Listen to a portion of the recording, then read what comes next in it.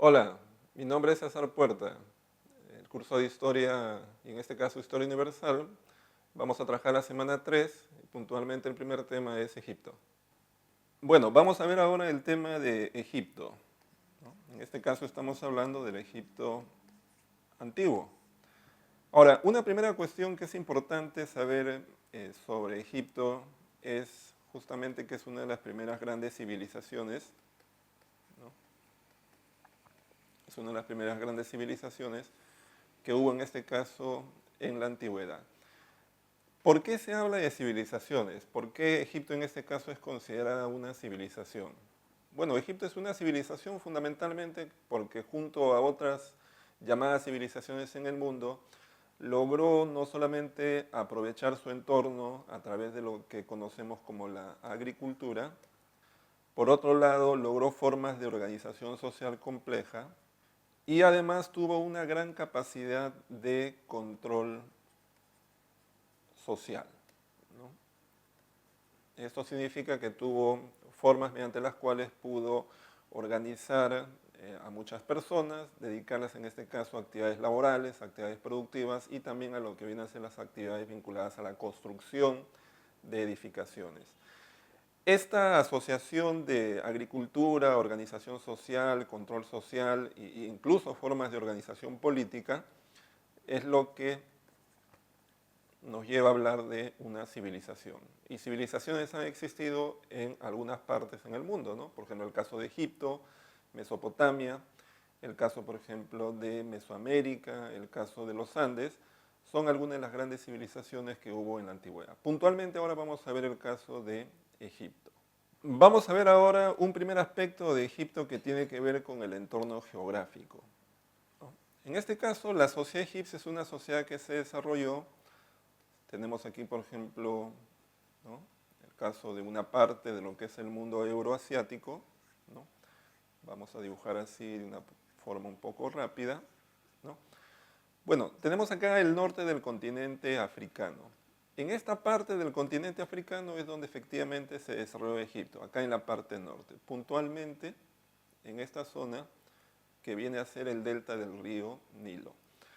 Egipto en ese sentido entonces se desarrolló en esta parte, vamos a colocar aquí, ¿no? Básicamente esta es la zona en la cual la sociedad egipcia se desarrolló a lo largo del tiempo. En ese sentido sus límites fueron hacia la parte, en este caso occidental, la zona de Libia, hacia la parte sur la zona de Nubia, hacia la parte oriental el desierto de Arabia, y hacia la parte norte todo lo que es en este caso el mar Mediterráneo, ¿no? Esta zona del norte del África es una zona que normalmente es bastante calurosa, ¿no? Las temperaturas pues van por encima de los 28, 30, 33, 35 grados en este caso centígrados. Pero es justamente la presencia del Nilo, sobre todo en la parte donde desemboca en el mar Mediterráneo, logra que la temperatura sea mucho menor, ¿no? Además el Nilo tiene características como el hecho de que se desborde periódicamente, además transporta desde las partes de su nacimiento una gran cantidad de materiales que hace que los valles sean bastante fértiles. Históricamente el valle, en este caso que forma el Nilo, se ha dividido en dos grandes zonas, ¿no? Vamos a poner acá, acá. Bueno, aquí tenemos entonces una línea, estamos trazando una línea que divide el Valle de Egipto en dos grandes zonas, ¿no? Una zona en este caso hacia la parte sur, que es el Alto Egipto, y una zona que es hacia la parte norte, que es el Bajo Egipto. Lo de abajo tiene que ver con que el Nilo en esa zona desemboca en el mar Mediterráneo, formando pues varios canales que de alguna manera permiten una zona o un área bastante extensa para dedicarlas al cultivo, ¿no? Bueno, vamos a ver ahora lo que es ya las etapas de la historia de Egipto, ¿no? Este es, digamos, como un segundo punto que tenemos, que son en realidad las etapas de la historia, ¿no? Etapas históricas. Bueno, Egipto, como toda civilización compleja, ha atravesado pues diversas etapas, ¿no? La historia de Egipto se remonta más o menos hasta hace unos 4000 años antes de Cristo. Vamos a poner aquí, más o menos hace unos 4000 años antes de Cristo, se calcula que empieza la historia de Egipto, y se prolonga, vamos a ponerlo así, porque hay un consenso que es el momento en el cual Egipto pierde, digamos, autonomía porque se convierte en una provincia del Imperio Romano el año 31 a.C., ¿no? Esa es, digamos, un poco toda la cronología de la historia del Egipto antiguo. Una primera etapa de la historia de Egipto se conoce como el periodo legendario, ¿no? El periodo legendario, ¿no? Este periodo legendario abarca aproximadamente desde el año 4000 hasta el año, en este caso, 3000, ¿no? Más o menos, el año 3000, algunos hablan un poco más, un poco menos, todo esto antes de Cristo, ¿no? Esta etapa es una etapa muy importante. Se supone que en esta época llegaron por primera vez al delta del Nilo, recuerden lo que hemos visto en la parte del medio geográfico, poblaciones de origen semita, seguramente atraídos por las características de la región, sobre todo la fertilidad, ¿no? Es decir, los terrenos bastante ricos para todo lo que eran los cultivos. Estos pueblos de raza blanca posiblemente llegaron desde alguna zona del Asia Menor. Se desconoce con precisión el origen. Esa zona no es una zona despoblada, ya existían pueblos posiblemente de origen etíope. De alguna manera esa confluencia, de alguna manera dio origen a lo que conocemos como los primeros pueblos de Egipto. Esos primeros pueblos de Egipto se organizaron en lo que se conocen como los nomos, ¿no? Los nomos vienen a ser formas de organización básica, posiblemente una escala más allá de lo que conocemos como las tribus, que habitaron diversos canales en el delta del Nilo. Se cree que en esta época también se inicia el culto a una divinidad que en este caso es Horus, ¿no? Horus comienza a ser adorado por los diversos nomos. También de esta época data posiblemente la invención del calendario, ¿no? El calendario solar. Además, esa es la razón por la cual tenemos cierta precisión respecto a la cronología, a los gobiernos que se van a dar a lo largo del tiempo, ¿no? Porque el calendario va a permitir una cuantificación muy precisa del paso del tiempo, y esa es una invención, pues, de los egipcios durante esta época. De esta época también data la invención de la escritura, ¿no? La escritura, como una forma de registro codificado, es lo que permite también conocer muchos detalles acerca de la sociedad egipcia. Hay mucha polémica acerca de las razones por las cuales se inventa la escritura, ¿no? Algunos hablan que la escritura surge fundamentalmente por cuestiones de carácter práctico, digamos, cuestiones de repente asociadas a la economía, ¿no? Como por ejemplo llevar la contabilidad, el registro de las personas que tributaban. Otros creen que más bien la escritura surge por cuestiones religiosas, ¿no? Especialmente tratar de prolongar la vida de las personas de alguna manera, ¿no? En el sentido que los egipcios creían que si alguien fallecía, una forma de mantener su recuerdo y por lo tanto su vida era tener en este caso el nombre, ¿no? En lo que hoy día conocemos como escritura, que pudiera ser repetido por personas de generaciones posteriores. De alguna manera, de esa forma no se perdía el recuerdo del individuo y por lo tanto en la creencia de los egipcios vivía por la eternidad, ¿no? En todo caso sigue siendo un misterio, un debate entre los especialistas, las razones por las cuales se inventó el calendario, ¿no? Bueno, una segunda etapa de la historia de Egipto es lo que conocemos como el periodo tinita, ¿no? El periodo tinita. El periodo tinita es una época de la historia de Egipto que aproximadamente va desde el año 3000, ¿no? Hasta el año 2778. 2778. Todo esto estamos hablando antes de Cristo, como ustedes ya saben.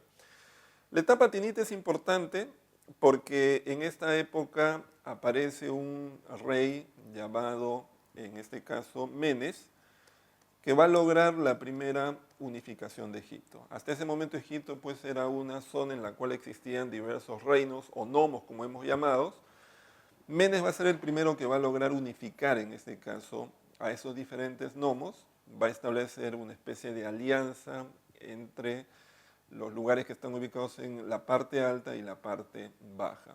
Esa primera unificación de Egipto de alguna manera va a permitir una racionalización en el uso de los recursos, va a permitir por primera vez también iniciar actividades mucho más complejas, vinculadas especialmente a la construcción, ¿no?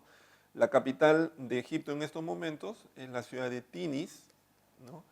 Pero en esta época también se empieza la construcción de otra ciudad conocida como Memphis, ¿no? Memphis va a ser una ciudad que va a cobrar importancia en épocas posteriores y es lo que actualmente conocemos como la ciudad del Cairo, ¿no? O sea, el actual Cairo está ubicado sobre lo que antiguamente fue la ciudad de Memphis. Una tercera etapa en la historia de Egipto viene a ser el llamado Imperio Antiguo, ¿no? El Imperio Antiguo. El Imperio Antiguo data aproximadamente desde el año 2778, perdón. Vamos a ver aquí, 2778, hasta el año 2423, ¿no? Todo esto, como ya hemos dicho, antes de Cristo. ¿Qué ocurre durante el Imperio Antiguo? Bueno, aquí toda la vida política y social de Egipto justamente comienza a girar en torno a la supremacía de Memphis, ¿no? En segundo lugar, ¿no?, si bien hay muchos faraones en esta época, aunque en esta época en realidad el nombre de faraón todavía no se utilizaba, son reyes.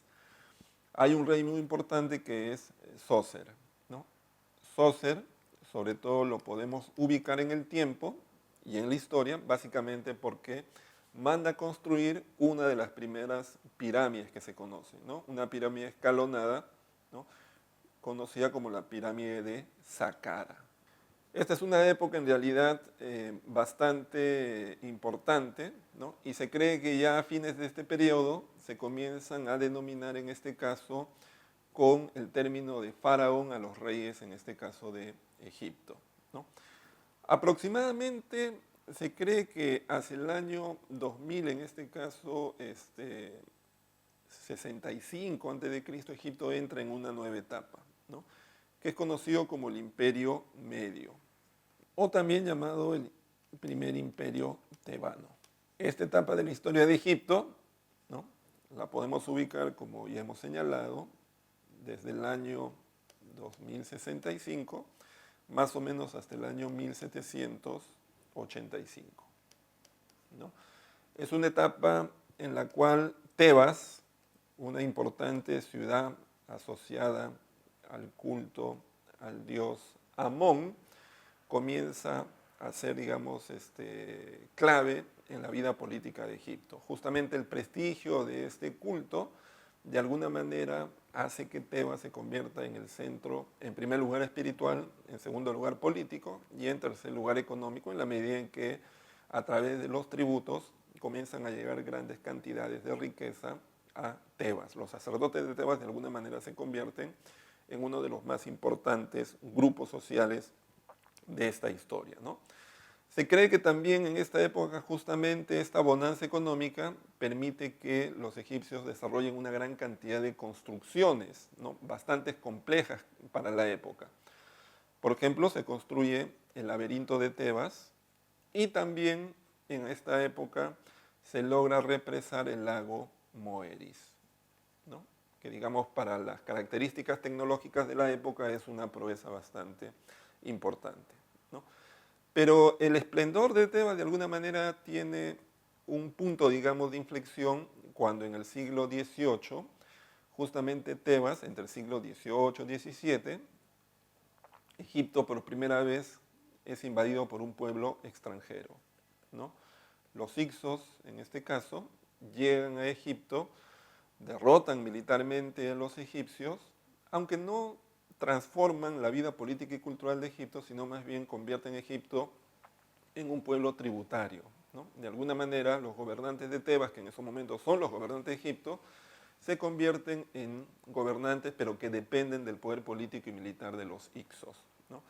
Los Hicsos además se impusieron, y eso hay que decirlo, sobre Egipto, básicamente por su tecnología militar. El conocimiento del hierro, los caballos, en este caso, permitieron esta victoria y este dominio político. Una cuarta etapa de la historia de Egipto tiene que ver con el llamado Nuevo Imperio o Segundo Imperio Tebano, ¿no? El Segundo Imperio Tebano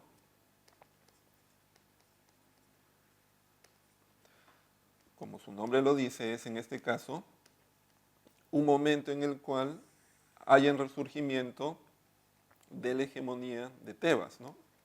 Aproximadamente entre 1580 y 1000, en este caso 70, Tebas nuevamente se convierte en el centro político de todo Egipto, ¿no? Esta etapa se inicia cuando Tebas especialmente se organizan, ¿no? Según la información que se tiene, un gobernante llamado Amosis logra la expulsión de los Hicsos. Inmediatamente entonces se inicia una larga saga de diversos gobernantes en Tebas que logran de alguna manera retomar el control total del territorio, tanto del Alto como del Bajo Egipto. Logran incluso durante el gobierno de Tutmosis, en este caso Tutmosis III, logran la máxima expansión de la sociedad egipcia, ¿no? Los egipcios logran llegar hasta Chipre, Creta, la actual Siria. De esta época también datan las reformas religiosas, ¿no? Que se atribuyen en este caso al faraón Akenatón. Akenatón en este caso es un faraón que trata de imponer el monoteísmo, ¿no? Hace una reforma religiosa, intenta en este caso establecer el culto al dios Atón, incluso establece una nueva capital en la ciudad de Tel el Amarna, ¿no? Hay que recordar que Akenatón es el nombre que el faraón Amenofis IV asume, ¿no? Akenatón tiene el significado de aquel que rinde culto, aquel que sirve en este caso al nuevo dios Atón. Esta reforma, sin embargo, no va a tener éxito. Los sacerdotes de Tebas que rinden en este caso culto al dios Amón van a de alguna manera realizar diversas acciones y al final el culto va a ser en este caso dejado y su sucesor, en este caso Tutankamón, nuevamente se va a presentar como servidor del dios Amón. De esta época también data el gobierno de Ramsés II, ¿no? Este faraón es muy importante porque junto con sus victorias militares y de alguna manera la reorganización económica de Egipto, va a lograr la conquista de parte, en este caso, del desierto de Arabia, pero sobre todo va a lograr detener el avance, en este caso, de los hititas, ¿no? Los hititas en estos momentos son un pueblo con características imperiales que deseaban ingresar a Egipto, pero van a ser detenidos por Ramsés en la batalla de Kadesh y finalmente se va a firmar un tratado que de alguna manera es el tratado más antiguo que se tiene registro en la historia humana, ¿no? Luego tenemos una nueva etapa de la historia de Egipto, que es lo que se conoce como el periodo tardío, ¿no? Este periodo tardío es una época de crisis, de decadencia de lo que había sido Egipto, más o menos desde el año 1070 hasta el año 31, todo esto antes de Cristo. Es una etapa en la cual, si bien Egipto va a mantener mucho prestigio cultural y religioso en todo el Mediterráneo, muchos pueblos que a partir justamente del año 1070 van a comenzar a tener cierta preponderancia en el Mediterráneo, como en este caso los cartagineses, los fenicios, los griegos y los romanos, van a sentir una admiración por los egipcios. Pero Egipto a su vez va a ser dominado justamente por muchos de estos pueblos, ¿no? Los primeros que van a llegar a Egipto y los van a someter van a ser los asirios, ¿no? Luego van a pasar una serie de pueblos como los persas, los griegos, hasta que finalmente los romanos, ¿no?, los sometan en el primer siglo antes de Cristo, ¿no? Hay que recordar pues un poco el tema de las guerras civiles en Roma, como la coalición de Cleopatra, reina de Egipto, con Marco Antonio, de alguna manera van a ser derrotados por las fuerzas militares de Octavio en la batalla de Actium, y eso va a convertir a Egipto en una provincia romana. En ese momento entonces la historia de Egipto queda de lado. Vamos a ver ahora algunas otras cosas de Egipto, ¿no? En tercer lugar, veamos algunas cuestiones que tienen que ver con su organización. Una primera cuestión que es importante, por ejemplo, es el plano de la economía. En términos económicos, Egipto, como hemos dicho, fundamentalmente está orientado a la actividad económica, ¿no? Cultivos como, por ejemplo, el trigo, la cebada, fueron preponderantes en esta sociedad que pudo construir pues, diques, canales de irrigación, manejar eficientemente el agua. En términos sociales,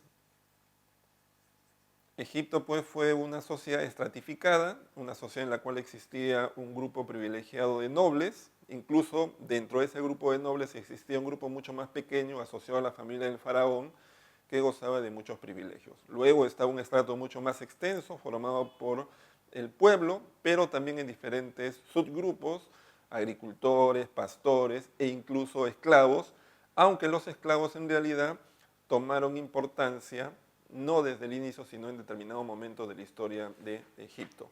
Se cree que la esclavitud comenzó a tomar importancia, especialmente luego del segundo periodo tebano o imperio nuevo.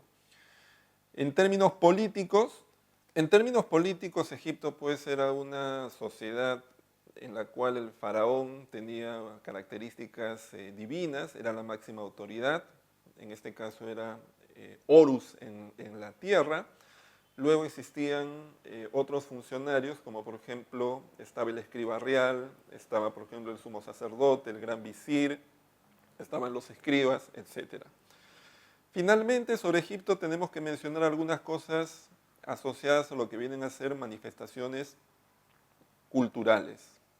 Bueno, Egipto es una sociedad que desarrolló muchos campos de la vida artística, cultural, del pensamiento, ¿no? Por ejemplo, tenemos el caso de la astronomía. En ese sentido, una de las cosas más importantes fue justamente la invención del primer calendario, que en este caso es un calendario de tipo solar de 365 días.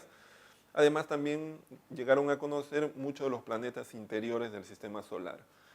En el campo de la medicina, los egipcios desarrollaron diversas especialidades como la ginecología, la odontología, además también algunas prácticas que hoy día llamaríamos la cirugía plástica y también todo aquello que tiene que ver con las técnicas de conservación de los cadáveres que aplicaban en este caso a la momificación de los mismos.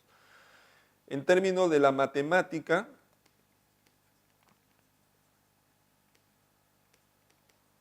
¿no? Los egipcios desarrollaron fundamentalmente la geometría, ¿no? Esto debido a las necesidades que tenían sobre, por ejemplo, la división de los campos de cultivo o todo aquello que tenía que ver también con la construcción de las edificaciones como las famosas pirámides. En el campo de la arquitectura, bueno, los egipcios en ese sentido también manejaron mucho, digamos, de esta actividad, digamos, entre creativa y también de manejo de recursos humanos y desarrollo de materiales.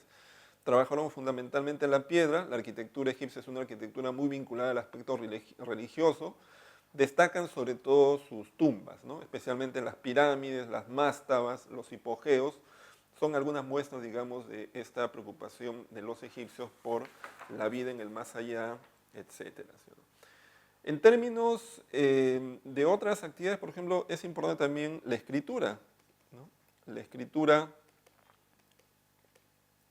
egipcia, que atravesó por diversos momentos, ¿no? La más antigua que se conoce es la escritura jeroglífica, una escritura pues asociada a signos religiosos, ¿no? Luego viene la escritura, en este caso hierática, que es una escritura también asociada a la religión, pero también manejada por los escribas, ¿no? Tiene un carácter secreto de alguna manera. Y una tercera escritura, la escritura demótica, que es una escritura mucho más asociada al comercio, a la contabilidad y manejado por grupos mucho más amplios.